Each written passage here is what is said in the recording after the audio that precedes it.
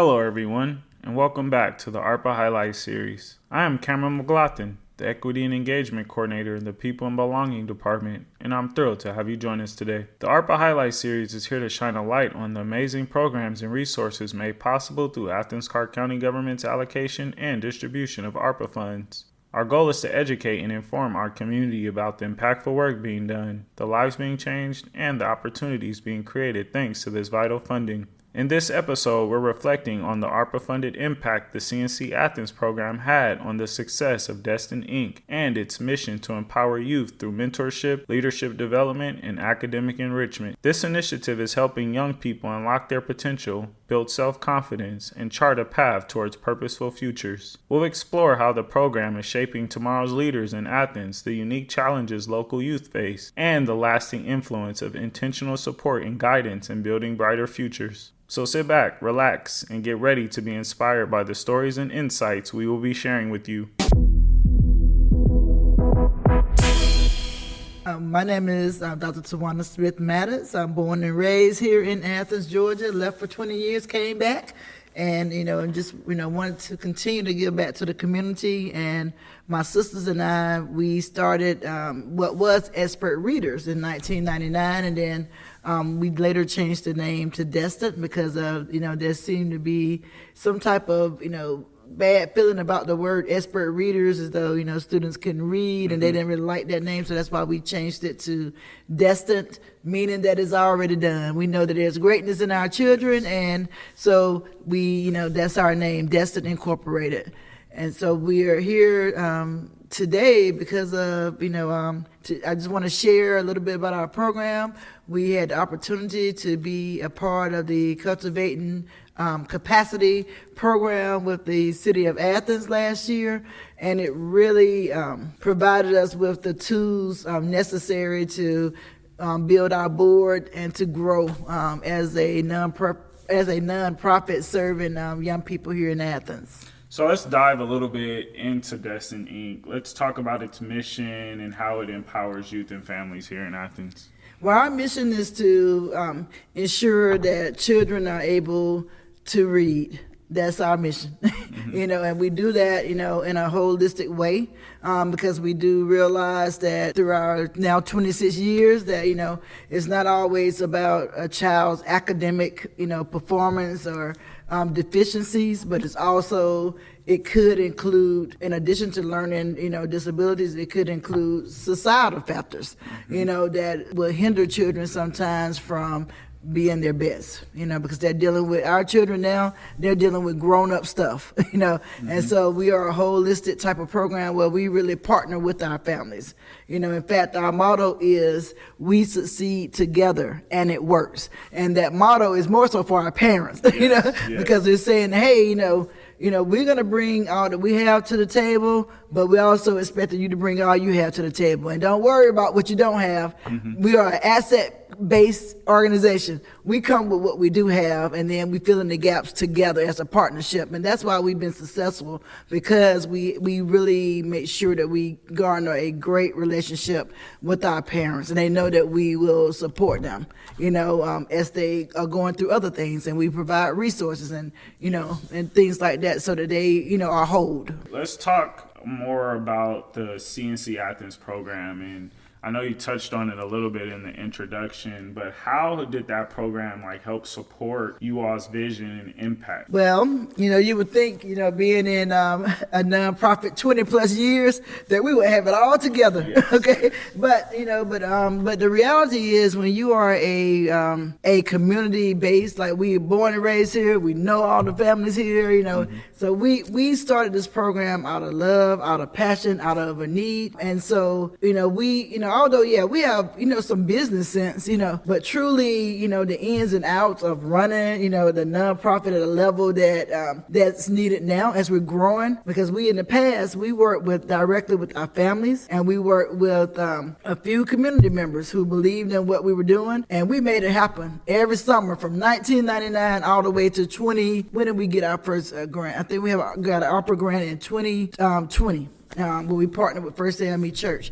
But prior to that, we would get a small grant here, small grant there, but we were actually working the program because we worked full time. So we would do what we needed to do, get the program set up. People filled in the blanks with things, and then we would, and we would move on. We broke even. It wasn't, so we didn't. It was simple. We didn't have a lot of, funds to deal with, and technical things. We did have a board, but we met, probably once a year because we mainly were doing the summer program and then we would do after school. So just, moving like clockwork. But when the ARPA funds, became available, we saw that as an opportunity to spread our wings, But with that comes a lot of reporting. I love ACC, but I'll tell you what, you better have those reports in order.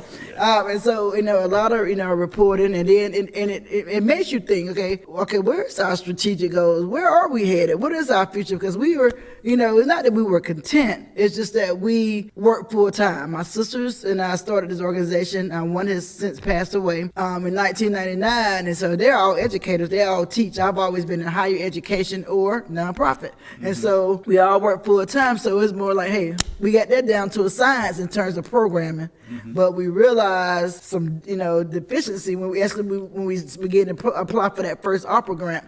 So fast forward, when we saw the opportunity for the Cultivating Capacity program, man, I was just so excited. I was like, oh, I hope that we get accepted. And I really was nervous. I said, I don't know, because they may think, well, they've been in this long enough that they should know it. But they actually gave us an opportunity and a chance, and I'm really blessed because of that. And so our main thing that in the beginning, they gave us a questionnaire, where they asked us, well, what do you believe that you really want to direct your focus or want the most assistance? And that's what we stated with the strategic plan. With that, there was a workshop that focused on just that strategic planning.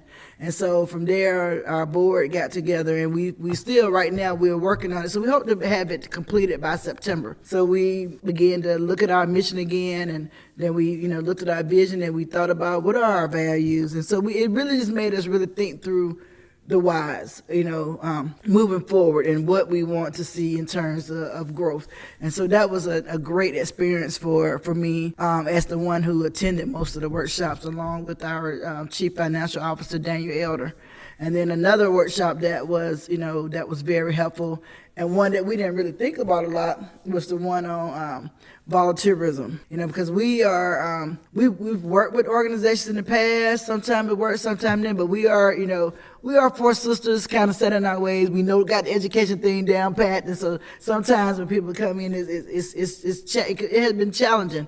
But now we're getting more structured on figuring out what do we need. So when people ask, well, can I volunteer? So now we're actually working on, part of our board is working on a volunteer plan, so that we can incorporate more of the community and and be more more collaborative. And so that's another, the two main areas that I believe that we grew in. And then I guess the third one would be the financial area.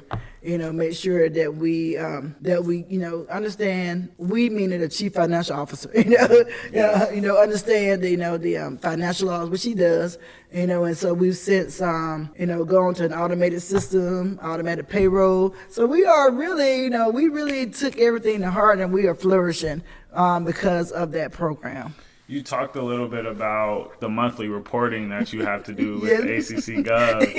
And one of the key things within that reporting is the evaluation and the outcomes of your programming. Can you talk a little bit about how Destined evaluates programs and then communicates how effective those programs are, not only to ACC Gov, but to the community? Our first and main goal is that our students do not slide. That we at least have 90% of our students maintain or expand upon their reading skills during the school year and the summer program. And so we are at about 98%. And actually last year we had 52 students and nobody slid. Right. So that was good. No slides. And then we had about 18 that really did, really moved the needle, and so that's our main goal. The second outcome is that is for our parents, our parent satisfaction. And so we actually do that by way of a survey. And so, in the beginning, on the application, there's some questions, about what they want their child to learn, what areas does your child need help in, and then in the end, when we do a survey at the end of the summer, do you believe, due to your partnership with Destined, that your child improved, maintained or improved their reading skills?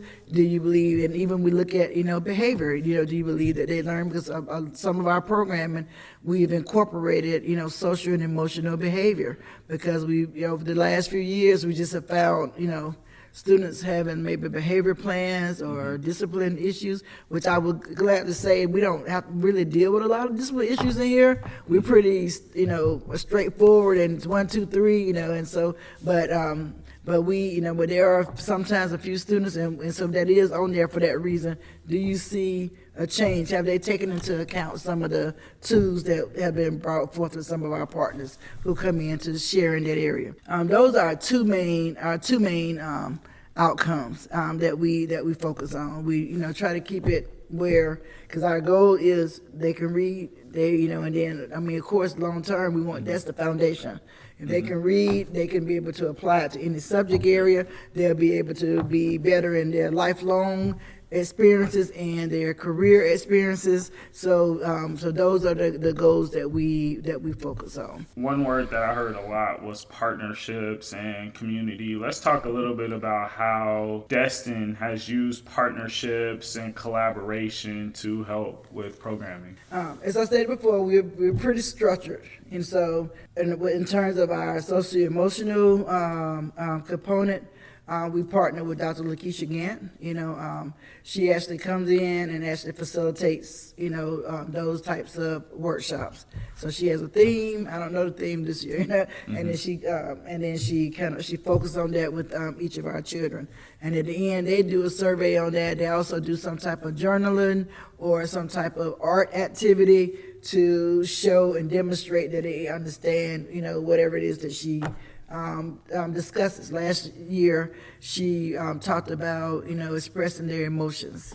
And so they did an activity at the end where they drew pictures to talk about how they were feeling, right then. And I saw some students even during the camp, they would just be writing or whatever, drawing. I'm like, what are you doing?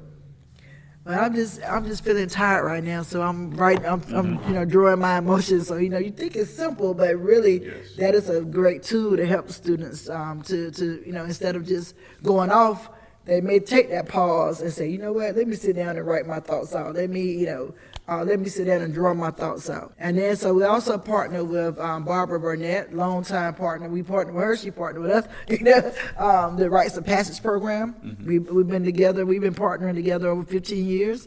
And so her focus is cultural awareness, self-love, knowing who you are, and so she's done different things from family trees, which where children had to go home and ask for support with their family trees. And we found a few years ago she did that, and it was very interesting because the parents had to go back and do research on where we thought maybe you would think, well, they know grandma or grandpa or whoever, but because of family dynamics, they did not. And it was very touching and very, and they truly took it to heart. But some of the parents, they felt good being able to figure that information out with their children and have a sense of belonging, and so different activities like that. And then last year, she introduced them to drumming. They loved it. They loved it. So they were drumming. They participated on the Hot Corner Festival. Okay. She taught them the songs, so they did the drumming and the song last year, which they participated on Hot Corner Destined Children many summers. I chair the Hot Corner Festival, so I am biased in choosing them to do that. But she did a great job with them, and this year her own drumming group, they will be participating on Hot Corner themselves. So and then also Laura Iyer, who is the executive director of Southern Sustainability Institute. She and I met each other. We were both nominated for the Athena Awards a few years ago, and just happened to, sit together and just had a connection. Like, we didn't even know what each other did. It was just a connection. We took a picture together, and then we kept running into each other. And so finally we talked about what we did. And so, and my full-time job ties into what she does in terms of sustainability. But I was like, hey, let's do something with Destined.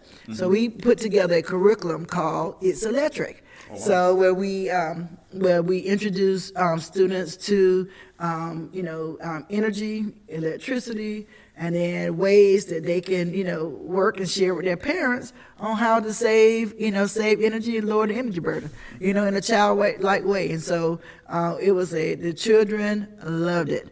So this summer she's coming back, and we're going to train our youth mentors, which is something else that we really we've always had, like, youth counselors, but the youth mentors are a little bit different because we actually work with them in terms of what mentoring is.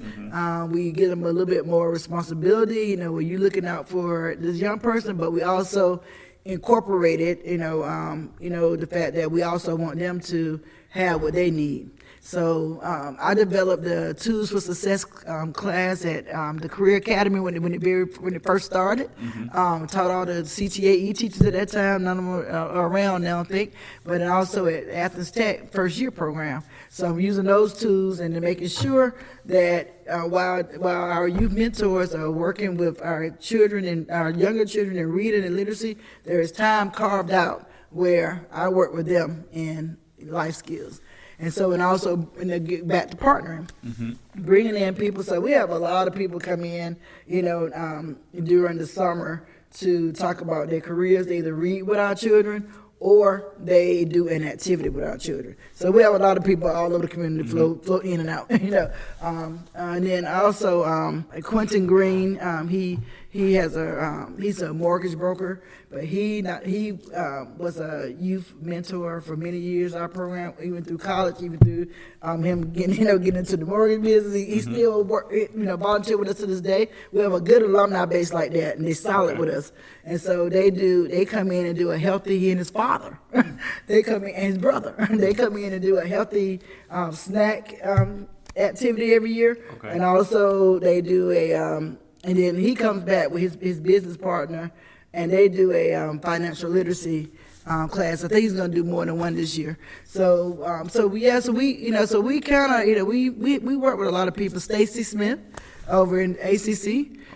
She's come and worked with the students. So we just work with just a lot of people. So I put something out every year, like a Google. Hey, I need some community people to come out, and then people they respond. Okay. So we do that pretty much in the afternoons. In the mornings we are more literacy, and then in the afternoons is more like your traditional camp. Okay. So a lot of good partnerships, but Dr. Gant, Miss Ayers, and Barbara Barnett are like solid ones that really work with us in our curriculum. We've talked a lot about success. Let's talk about some challenges. Like what challenges have emerged, not only running a nonprofit, but this community that we live and work in is saturated with nonprofits. Yeah. Even applying for programs like the CNC Athens program. Let's talk a little bit about these challenges and how you've overcome them.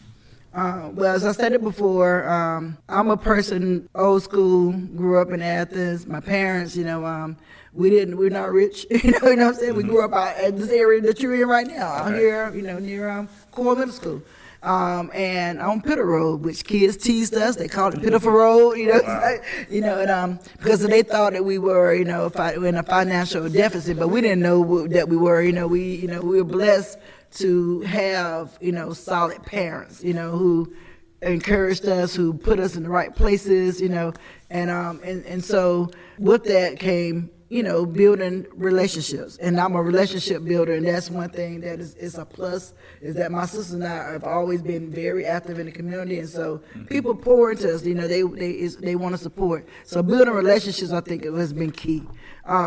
Because, like I stated, we worked many years over, from 1999 to 2020, without any major funding, and then we made it, and it made it happen along with parents a fundraiser, and we did what we needed to do, and focused on the kids. And so by having that mindset,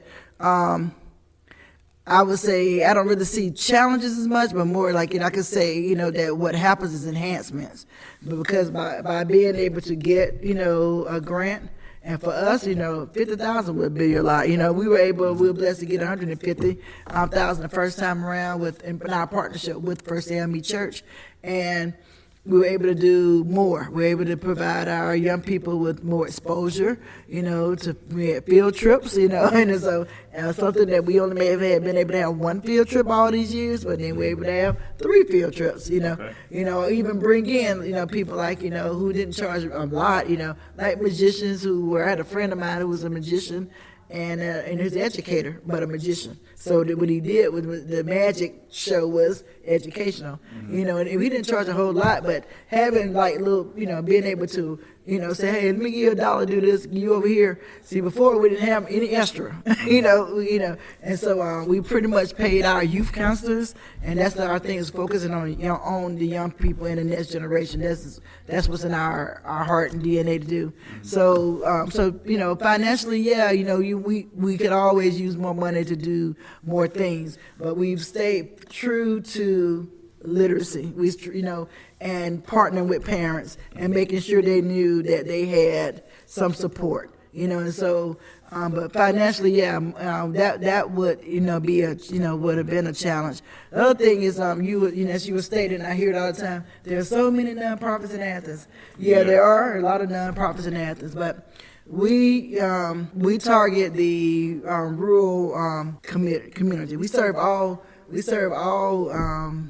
children, but we definitely want to make sure that out here in North Athens, where we are from, we want to make sure that that they have the same opportunities as everywhere else. Growing up in North Athens and recognizing no community center, still not one. No public transportation. So it's not like, a lot of people, my mom's minivan got our street around, got our children around. So not having, adequate transportation, still the same way today, it's better, it's getting better, there are some bus stops now out on 106, by Linda Avenue and other major areas where children are. But that transportation piece, is a barrier. One thing I will say, about 2 years ago, the city had this, I don't know if it was a program or what it was, but, but there was, there is a pseudo bus stop across the street. There's no sign, but there's like a bus stop space, I guess. Okay. And so I had 2 parents who didn't have transportation. And back in the day, we were using our cars. And so you can't do that now because it's just everything now is just a legal nightmare. But back in the day, so we would load our cars and pick kids up and whatever. And so that transportation piece is the main piece, I would say. But that bus stop, they don't do it anymore. They stopped that program, Ms. Rachel said, at the transit. But what you could do is you could call in. It's kind of like an Uber. Okay. I forgot what it was called, but you could call, and then like rural areas like this, they would come to the bus stop. Okay. And pick you up and then take you to another bus stop area. And so that helped those families, because one had 3 kids, one had 2. So so that was major for them. And if other people knew about it, we would have had more people that thinks that, thought that, well, I can't get my kids there. They would have taken that opportunity. So I think the transportation of getting our kids, making sure there's a lot of nonprofits, but a lot of nonprofits doing what? So I just think, there's, I haven't seen where there's been a true evaluation of all these nonprofits, So I don't get caught up with that. All I know, there are children. I don't care if we have 1,000. We still can't serve all these children in Athens, So I think an analysis of where, of who's not being served, of who's not going to camp, of who's not going to after-school programs, figuring out how we can best work with nonprofits to say, okay, what are we doing? What are we offering? And then trying to, work together, because we have a lot of elderly people taking care of these babies. And I get some of those, and they don't have a car. they got somebody that got to take them and the babies wherever they got to go. Yes. So I get I feel some kind of way when I get to talk to people. It's like all these nonprofits, but also I think just being equitable in funding, being equitable, like with the ARPA process. I love the mayor, commission, and everybody else, but I'm one that going to tell you the truth about it. And I didn't like the fact that they didn't do RFP, that last year.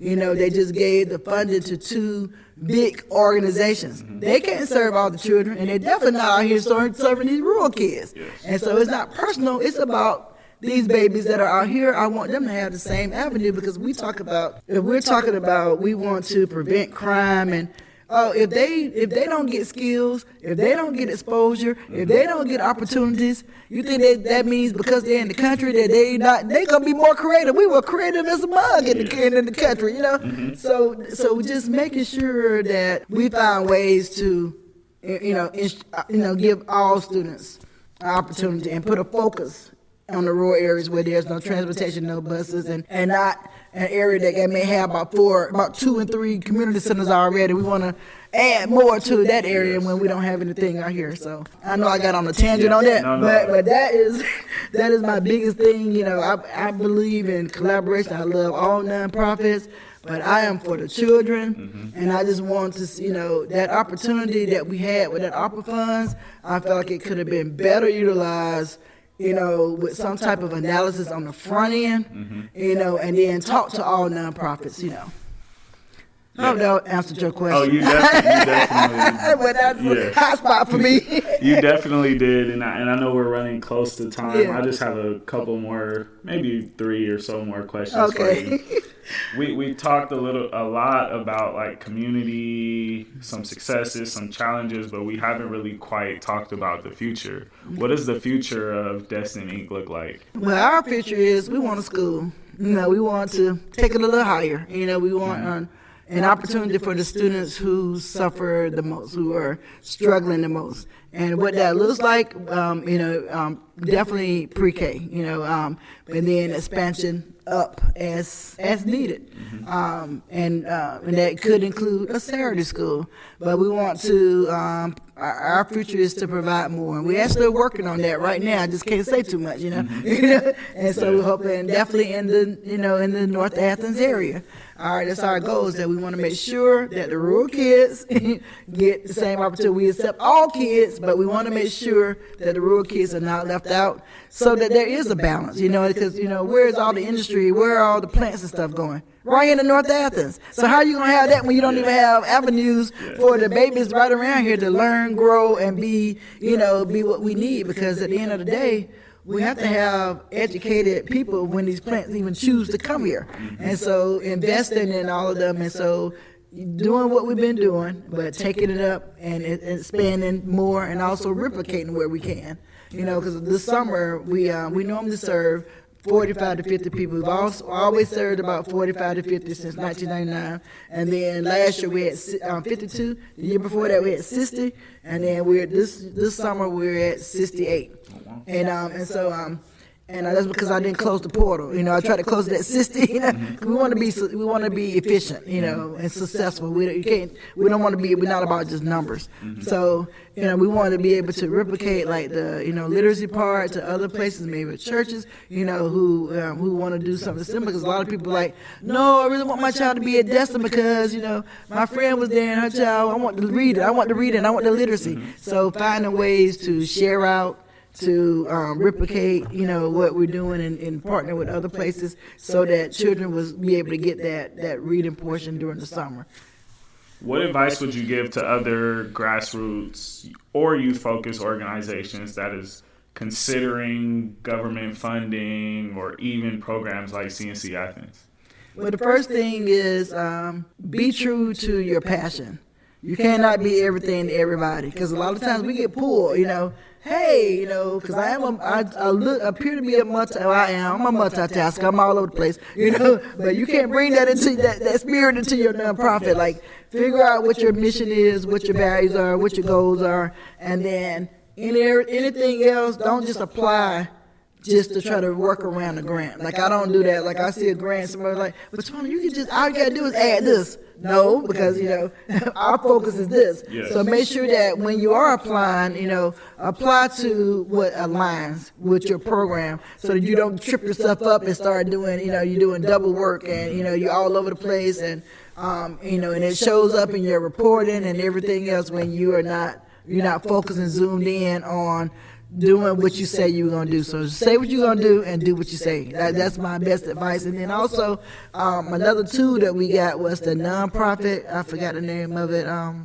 The organization. It's a nonprofit organization online that offers that.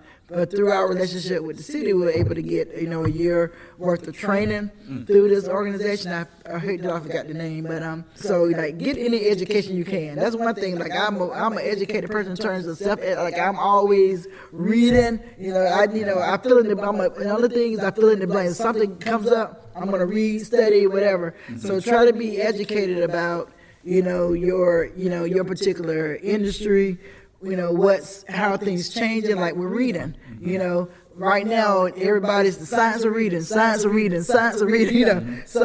if they're using the science of reading in the school district, and we're really trying to make sure our children are getting what they need, we have to keep an eye and talk with people in the district so that we are aligning with what they are providing. So that's what we're doing with our youth mentors that we're working with. Another partnership. We partner with the Athens-Clarke County Work-Based Learning and the Athens and the Career Academy. So all of our children our youth mentors that we hired, 4 of them are our alumni, but the other 6 came from the Career Academy. So so that's been a very good partnership, and they are doing a fabulous job with our babies.